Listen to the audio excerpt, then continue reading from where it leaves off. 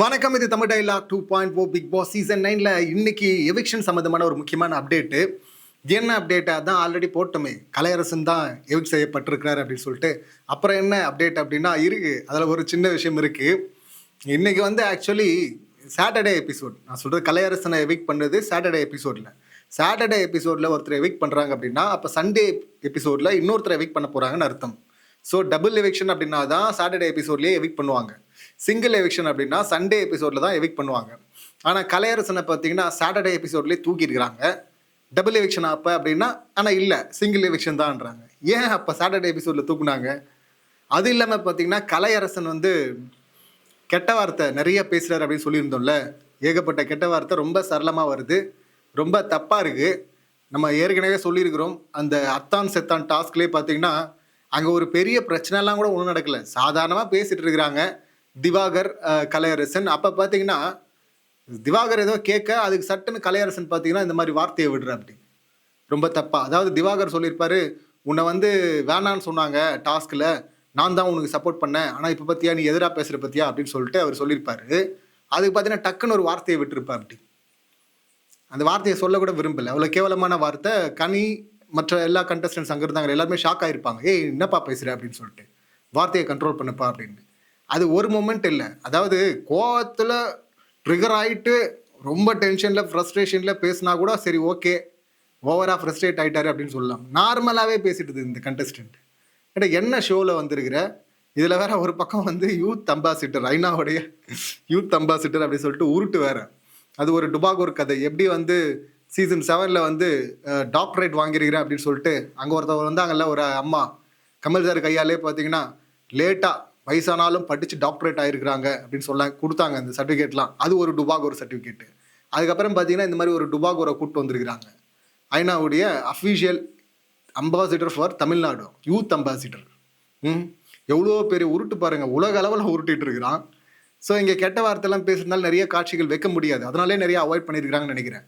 வச்சு எவ்வளோதான் மியூட் பண்ணுறது, சம்மந்தம் இல்லாமல் சும்மாவே பேசிகிட்டு இருந்தா.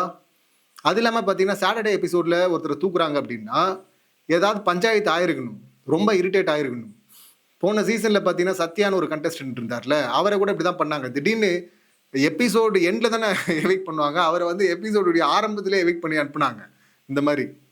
ஸோ அவரும் ஏதோ சம்மந்தம் இல்லாமல் வார்த்தையை விட்டுருக்காரு அப்படின்னு நினைக்கிறேன். நான் கிளம்புறேன்னு பேசிட்டு இருந்தார் அதுக்கு முந்தின நாள். ஸோ டென்ஷன் ஆகிட்டாங்க போடுது டீமு. இப்போ பார்த்தீங்கன்னா கலையரசனை சாட்டர்டேவே தூக்கியிருக்கிறாங்க. அப்போ சண்டே யாருமே இல்லையான்னா ஆக்சுவலியாக இருந்திருக்கு. இன்னைக்கு டபுள் எவிக்ஷன் தான் பண்ணுறதா பிளான் இருந்திருக்கு, டபுள் எவிக்ஷன் தான் பண்ண சொல்லியிருக்கிறாங்க. ஆனால் விஜேஎஸ் வந்து இல்லை வேணாம், சிங்கிள் எவிக்ஷன் போதும் அப்படின்னு சொல்லிட்டு பரிந்து பேசியிருக்கிறாரு. அப்புறமா டீமோட பேசி, அதான் அவரே சொல்லியிருக்காரு, டபுள் எவிக்ஷன் பண்ணுறதா இருந்தது, நான் டீமோட பேசி பார்த்தீங்கன்னா அதை சிங்கிள் எவிக்ஷனாக மாற்றிருக்கிறேன் அப்படின்னு சொல்லிட்டு.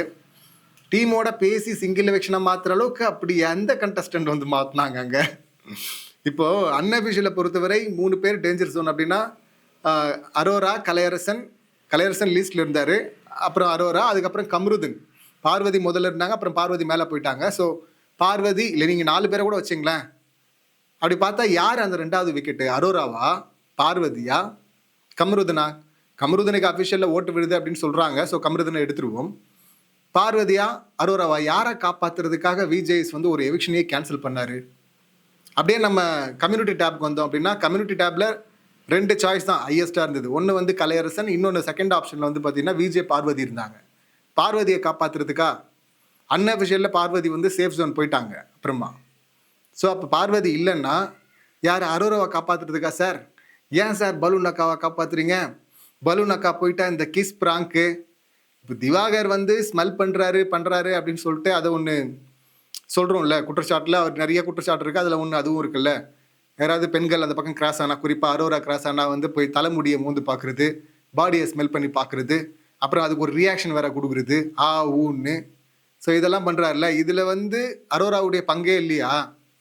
ஒரே ஒரு சின்னதாக ஒரு முறை ஆரம்பத்திலே முறைச்சிருந்தா அவங்க தான் என்கரேஜ் பண்ணாங்க, இதோ இங்கே மூந்துப்பார், இங்கே மூந்துப்பாருன்னு. அப்படி பண்ணிட்டு அது தொடர்ந்துட்டு இருக்குல்ல. இந்த ஆள் அதையே இன்னொருத்தர்கிட்ட வேற போய் பண்ணுறாரு. அப்போ அவங்களுக்கு இரிட்டேட் ஆகுது இல்லை? ஸோ இப்போ எதுக்கு இவங்களை காப்பாற்று, என்ன கண்டென்ட் இவங்க பண்ணியிருக்கிறாங்க கேமில்?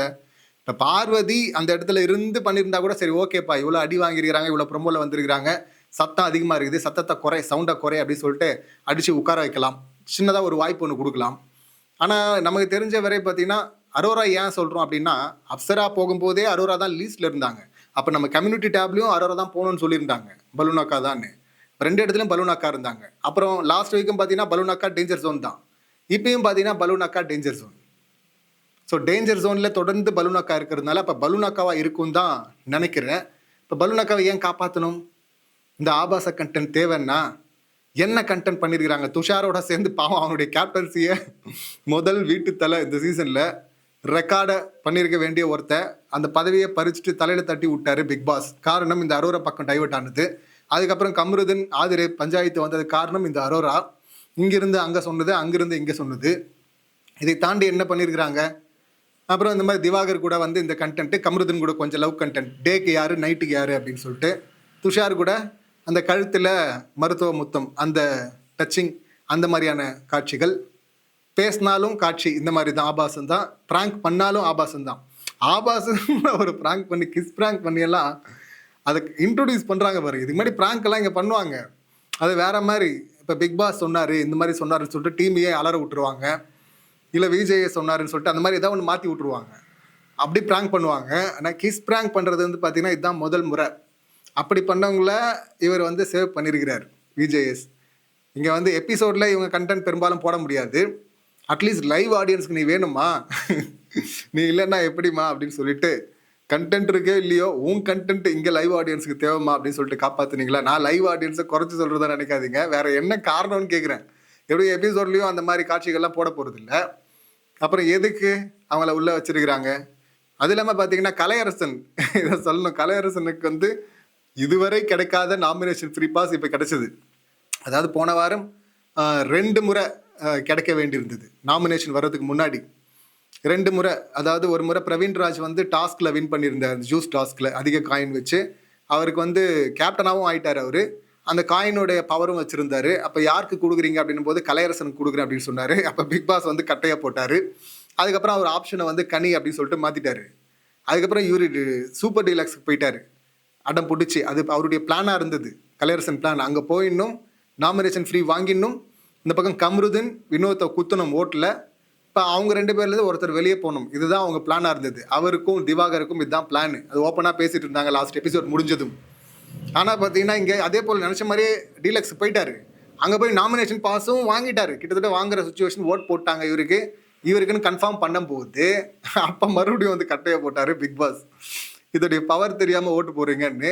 அதுக்கப்புறமா ஓட்டு மாறிச்சு. அதுக்கப்புறம் தான் சபரி எஃப்ஜேவாக மாறிச்சு. அது எஃப்ஜேக்கு ஆல்ரெடி நாமினேஷன் கிடைச்சிருந்து 2வது முறை அவர் கொடுத்தாங்க, கலையரசனுக்கு மட்டும் கொடுக்க விடல பிக் பாஸ். ஸோ அப்போவே நினச்சோம் கலையரசனுக்கு வந்து கட்டம் கட்டாரு, செக் வச்சுட்டாங்க அப்படின்னு சொல்லிட்டு. ஸோ கலையரசனை இப்போ தூக்குறாங்க. ஆனால் என்ன ட்விஸ்ட்டுன்னா, இந்த வாரம் கலையரசனுக்கு நாமினேஷன் ஃப்ரீ பாஸ் கொடுத்துட்டாங்க. அந்த ஸ்டோரி, பெஸ்ட் ஸ்டோரி அப்படின்னு சொல்லிட்டு கனி ஸ்டோரி ஒன்று.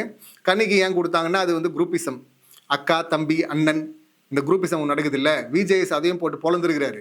இந்த அக்கா தம்பி உறவெல்லாம் வந்து அண்ணன் தங்கச்சி இதெல்லாம் வந்து வெளியே வச்சுங்க, கேமுக்குள்ளே எடுத்துகிட்டு வராதிங்க அப்படின்னு சொல்லிட்டு இன்னும் நிறைய சம்பவம் இருக்குது, போட்டு பொழந்துருக்கிறாரு அன்பு கேங்க. அப்புறம் வந்து பார்த்திங்கன்னா அந்த பாஸுக்கு வந்தோன்னா கலையரசனுக்கு ஒன்று கொடுக்கப்பட்டது.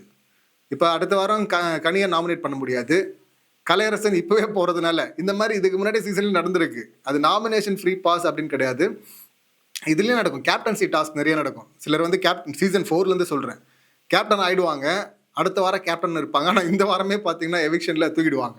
ஸோ அந்த மாதிரி நடந்திருக்கு. அப்படி தூக்கும்போது அவங்களுடைய கேப்டன்சியை வந்து ட்ரான்ஸ்ஃபரும் பண்ணியிருக்காங்க, அப்படியே விட்டுருக்குறாங்க. யாருக்கு கொடுக்க விரும்புகிறீங்க அப்படின்னு சொல்லிட்டு ட்ரான்ஸ்ஃபர் பண்ணியிருக்காங்க. அந்த மாதிரி இப்போ நாமினேஷன் ஃப்ரீ பாஸ் தான், இது ஒன்றும் கேப்டன்சி கூட கிடையாது. நாமினேஷன் ஃப்ரீ பாஸ்னால் ட்ரான்ஸ்ஃபர் பண்ணலாம். ஏன்னா இவர் வினோத், பிரவீன் வந்து அவர்கிட்ட இருந்த எக்ஸ்ட்ரா பாஸை வந்து இது மாதிரி தான் ட்ரான்ஸ்ஃபர் பண்ணார் கனிக்கு. ஸோ அப்போ இவர்கிட்ட ஒரு பாஸ் இருக்குல்ல, அந்த பாஸை வந்து பறிச்சிட்டாங்க. பறிச்சுட்டு இவரை வெளியே துரத்தி விட்டாங்க. இப்போ அந்த பாஸை யாருக்கு கொடுக்க சொல்கிறாங்க, இவர் யாருக்கு கொடுக்க போகிறாரு, முதல்ல கொடுக்க சொல்கிறாங்களா? ஏன்னா கவுண்டில் வரும்ல, அது புதுசாக மறுபடியும் ஒரு டாஸ்க் வைக்க முடியாதுல்ல அதுக்கு. ஸோ அதனால் பறிச்சுட்டு யாருக்கு கொடுக்குறாங்க, அது இவங்களாம் முடிவு பண்ணுறாங்களா, இல்லைன்னா கலையரசன்கிட்டே கொடுப்பா அப்படின்னு சொல்லிட்டு சொல்கிறாங்களான்னு தெரில, அதை பார்க்கணும். வெளியே போடா அயோக்கிய ராஸ்கல் அப்படின்னு சொல்லிட்டு துரத்தி அந்த நாமினேஷன் பாஸை பறித்து கெட்ட வார்த்தையை பேசுகிற அப்படின்னு சொல்லிட்டு நங்கு மண்டையில் கொட்டி அனுப்பி விட்டுருக்குறாங்க. ஸோ இதுதான் வந்திருக்கிற அப்டேட். இந்த சம்பவங்களை நீங்கள் எப்படி பார்க்குறீங்க, உங்கள் கருத்துக்கள் என்ன அப்படிங்கிறது கமெண்ட் பண்ணுங்கள். மீண்டும் அடுத்த வீடியோவில் சந்திக்கலாம். நன்றி, வணக்கம்.